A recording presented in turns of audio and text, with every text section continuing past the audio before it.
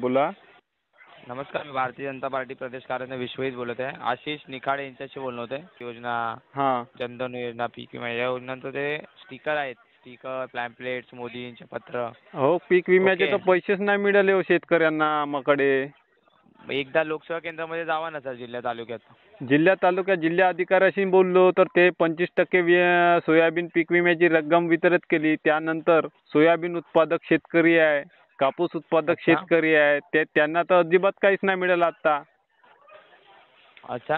हां, मग ते कसं करायचं? केंद्र सरकार योजना राबवायच्या, पण शेतकरी इकडे मरणाच्या दारात उभा आहे ना. योजनाचं का करायचं का? लोणचं टाकायचं का आपण? शेतकऱ्याच्या जर घरी 2 रुपये भेटत नसेल, नुकसान होऊन लाखोची, हां. तर ह्या योजनाचं करायचं का सांगा ना तुम्ही? ओके. कुठलं गाव आहे तुमचं? पळसगाव, चंद्रपूर जिल्हा, बल्लारपूर तालुका. सोयाबीन का धान उत्पादक शेतकऱ्यांना पीक विम्याची रक्कम हां. त्वरित मिळण्यात यावी. केंद्र सरकार तिकडे मोदी साहेबांना सांगा. त्याच्यानंतर कर्जमाफीचा हां. विषय आहे. कर्जमाफी शेतकऱ्यांना झाली पाहिजे, कारण झारखंडमध्ये अर्थसंकल्प सादर केला, त्याचं 2 लाखापर्यंत कर्जमाफ केलं आहे. ओके. तर आपल्याकडं काल अर्थसंकल्प सादर केला, त्यामध्ये किती 3,000 कोटीची तरतूद केली शेतीसाठी. ओके. आणि शेतकऱ्यांसाठी आता कर्जमाफी नाही, पीक विमा नाही. का करायचं का? शेतकरी मरणाच्या दारात उभा आहे आणि तुम्ही म्हणता योजनेची माहिती द्या. आता शेतकरी जो उगवणाराच आहे, देशाला पोषणाराच आहे, अख्ख्या जगाचं पोट भरतो, तो त्यालाच तुम्ही पैसे द्यासाठी हयगय करता. बरोबर आहे का नाही? बरोबर. हां. आणि त्याच्यानंतर जो काय हमी भाव आहे, हमी भावानं खरेदी होत नाही. आता सोयाबीनचा 4,600 रुपये हमी भाव आहे आणि 4,000च्या घरामध्ये विक्री होता सोयाबीनची. एकेकाळी ओके. 12,000 रुपये क्विंटलनं भाव गेला होता सोयाबीनचा. आज 4,000च्या घरात. आता हे सरकारचं धोरण कसं आहे? मग शेतकऱ्यांच्या विषय आहे का? शेतकऱ्यांचं मारक धोरण आहे. मोदी साहेबाला सांगा ना ओके. तुम्ही, हे योजना राबवण्यापेक्षा ते ज्या तुम्ही योजना राबवल्या त्याचा कौतुक आहे तुमचं, पण शेतकऱ्यांविषयी जे काही डिझेल, पेट्रोलचे, गॅस सिलेंडरचे जसे दरवर्षी रेट वाढते, त्याप्रमाणे शेतमालाचे रेट वाढले पाहिजे का नाही पाहिजे सांगा बरं तुम्ही? ओके. सर, मग मी तर असं मेन्शन करतो की शेतकरी जे लोक आहेत, हां. त्या शेतीमालाला भाव दिला पाहिजे. हो, भाव दिला पाहिजे. गुरुजी तुमचं बरोबर आहे. केंद्र सरकारमध्ये मोदी सरकारची सत्ता किती वर्षापासून आहे सांगा बरं? बरोबर. किती वर्षापासून आहे ते सांगा ना. आहे, भरपूर वर्षापासून आहे. भरपूर ना. नेमकं सांगा ना. 2014 मध्ये सत्तेत आले. आज किती चालू आहे? 2024. 24. किती काळ झाला? 10 वर्ष. 10 वर्षाचा काळ झाला. या 10 वर्षाच्या काळामध्ये 2014 मध्ये सोयाबीनचा रेट होता 3,500 ते 4,000च्या घरात. हां. आज झाले 10 वर्ष, 2014 ते 2024. आज रेट आहे 4,000च्या घरात सोयाबीनचा. हां. न 2014 मध्ये याचे पेट्रोलचे आणि डिझेलचे भाव किती रुपये होते? हां सर. सोयाबीन, डिझेलचे, पेट्रोलचे भाव किती रुपये होते 2014 मध्ये? होते, बरोबर होते सर.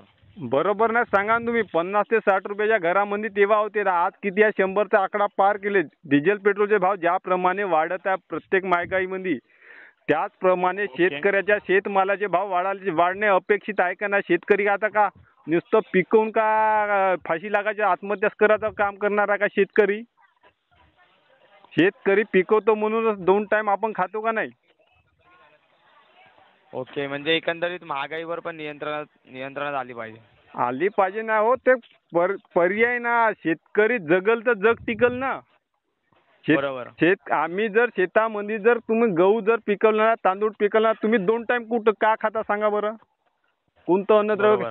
सिमेंट खाऊन जगाल का तुम्ही? नाही. दगड खाऊन जगाल का तुम्ही? नाही. माती खाऊन जगाल का तुम्ही? नाही. रेती खाऊन जगाल का तुम्ही? नुसत्या पाण्यावर तुम्ही पोट भरणार आहे का? पण जो उत्पादन करणारा शेतकरी आहे, जो बळीराजा आहे, त्याच्या शेतमालाला जर भाव द्यासाठी आज संघर्ष करावा लागते. आज त्या केंद्र सरकारच्या त्या दिल्लीमध्ये आंदोलन सुरू आहे शेतकऱ्याचं. एका शेतकऱ्याचं तर आज ते मरून गेला तो त्या संघर्षामध्ये, ते 21 वर्षाचा तरुण. आणि तुम्ही म्हणता ओके. का ह्या योजना राबवा. आता योजना राबवायच्या कशा सांगा बरं तुम्ही. आम्ही इकडं मरणाच्या दारात उभे आहोत. आणि इकडं सोयाबीनचे उत्पादन खर्च किती आहे? एकरी 25 ते 30 क्विंटल हे उत्पादन खर्च आहे एकरी. आणि त्याच्यामध्ये 3 क्विंटल सोयाबीन निघते. तर 3 क्विंटलचे 4,000 किती झाले? 12,000. 20,000 रुपये खर्च आहे. 12,000. 20,000 रुपये सोयाबीनला खर्च आहे. सोयाबीन 3 क्विंटल झाली. माझी गोष्ट सांगत आहे स्वतःची. नाही नाही, बोला बोला, हा. बरोबर आहे. 20,000 रुपये खर्च केला एकरी मी. 12,000 रुपये सोयाबीनचे झाले. 8,000 रुपये माझ्या उरावर बसले. 4 महिन्याचा काळ झाला. आता तुम्ही सांगा घरी बायको पुरं टन टन लढण नाही का? बरोबर. 8,000 रुपये मी 4 महिन्यामध्ये मायनस मध्ये. आता 4,000 जर सोयाबीनले जर 10,000 रुपये भाव असतात, 3 क्विंटलचे किती झाले असते? 30,000 रुपये. मी 10,000 रुपये प्लस राहिलो असतो. हा. हा, तर आता मायनस 8,000 मध्ये. आता तुम्ही सांगा, आता केंद्र सरकारचं कौतुक करायचं तर कसं करायचं? आम्हाला शासनाशी या सरकारशी काही लेणं देणं नाही. कोणी सत्तेत राहिल्यानं नाही राहिलं. फक्त आमच्या शेतकऱ्याच्या शेतमालाला योग्य आम्ही जे घाम गाळतो, कष्ट करतो, रक्ताचं पाणी करतो, त्याचा आम्हाला दाम मिळाला पाहिजे. तुम्ही वाटल्यास मोदी साहेबांना स्पष्ट सांगा, असं असं शेतकऱ्यांचं मत आहे. मोदी साहेब आले सत्तेत तर उत्पन्न डबल करू म्हणे. इकडं तर अर्ध खालं. डबलचं सोडूनच द्या. जे आहे त्याच्यातही अर्ध केलं. आता का वाचायचं का मरायचं आम्ही? त्याच्यानंतर कर्जमाफी करायला पाहिजे सरसकट. काय द्यायला काय हरकत आहे शेतकऱ्याला कर्जमाफी सरसकट द्यासाठी? बरोबर आहे का नाही? जो कापूस उत्पादक शेतकरी आहे, जो कापूस शेतामध्ये पिकवतो म्हणून आपण चांगले शर्ट आणि पॅन्ट कोट लावून फिरतो. बरोबर आहे का नाही? हा. आम्ही पिकवणच नाही कापूस तर का लावणार आहे लोक? सांगा बरं. आम्ही आमच्या पुरतं पिकवणं चालू केलं तर बाकीचे लोक का खाणार? सिमेंट गिट्टी खाऊन जगणार आहे का? नाही. मग चढलेले जे भाव, कापसाचा भाव सांगतो साहेब, 13,000 रुपये प्रति क्विंटल मीनं विकला होता 2-3 वर्ष अगोदर. हा. सोयाबीन 10,000 ते 9,000 रुपये क्विंटल विकली होती.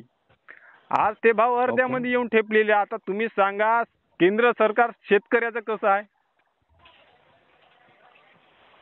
पिकवणाऱ्याचा विचार करायला पाहिजे ना. तुम्ही खाणाऱ्याचाच विचार करता केंद्र सरकारवाले.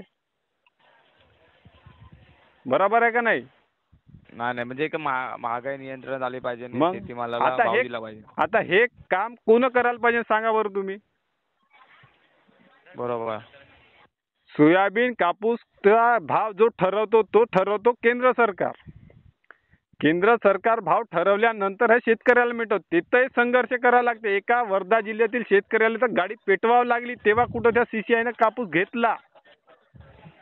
एवढा हा. संघर्ष जर आम्हा शेतकऱ्याला करा लागत असेल, जो एका दाण्याचे 100 दाणे 1000 दाणे करायची ताकद आमच्या मनगटात आहे कास्तकाराच्या, आणि इकडं माल विकासाठी संघर्ष करायला लागते. कसं स्वातंत्र्य आहे आमचं? ओके. असं आहे साहेब. आता कसं करायचं सांगा बरं. चालेल. तुम्ही म्हणता का योजना बरोबर आहे तुमच्या. काही योजना वाईट नाही, योजनेबद्दल काही दुमत नाही. पण हे काय जे आमच्या पिकाचे मालाले भाव पाहिजे तो रास्त भाव पाहिजे. 10,000 रुपये प्रति क्विंटल द्या ना. का जाते का? शेतकऱ्याच्या पदरात जर 2 रुपये पडले त्याचं कुटुंब सुखी होईल ना.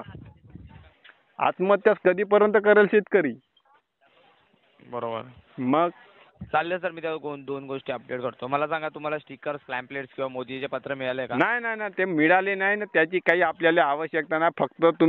फक्त आमची 2च मागणी आहे. एक, आमच्या मालाले 10,000 रुपये प्रति क्विंटल सोयाबीन कापसाले प्रति क्विंटल हमी भाव ठरवून द्यावा. त्याच्यानंतर जो माल हमी भावानं ठरवून दिला त्याची विक्रीच करावी. याने घेण्यात यावी. जेव्हा आम्ही शेतकरी विकायला जाऊ त्या रेटमध्ये हमी भावाच्या याने घ्यावी. बस. त्याच्या व्यतिरिक्त आम्हा शेतकऱ्यांना काहीच नाही पाहिजे. आमच्या मनगटात खूप ताकद आहे. आम्ही खूप पिकवू शकतो.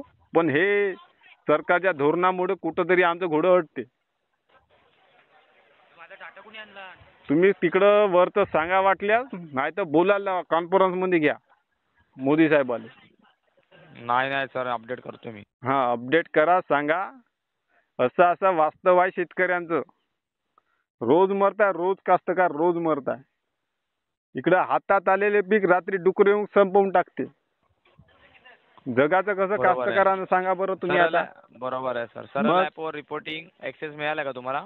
नाही त्या गोष्टी काहीच नाही. ते तुमच्या नाही का त्या गोष्टी आपल्याला काहीच मिळालं नाही ना. त्याचं काही आपल्याला करायचं नाही आहे. ठीक आहे. तुम्ही फक्त ह्या आहे सर, आमच्या चालेल. शेतकऱ्याच्या बाबी नाही का वरपर्यंत पोचवा, कारण केंद्र सरकार सर्वच काही करू शकते. शेतकऱ्यांच्या आम्ही पाठीशी आहो म्हणताय ना, फक्त पाठीशी आहो म्हणून चालत नाही, ते अंमलात आलं पाहिजे. तेव्हा शेतकरी जगल, टिकल.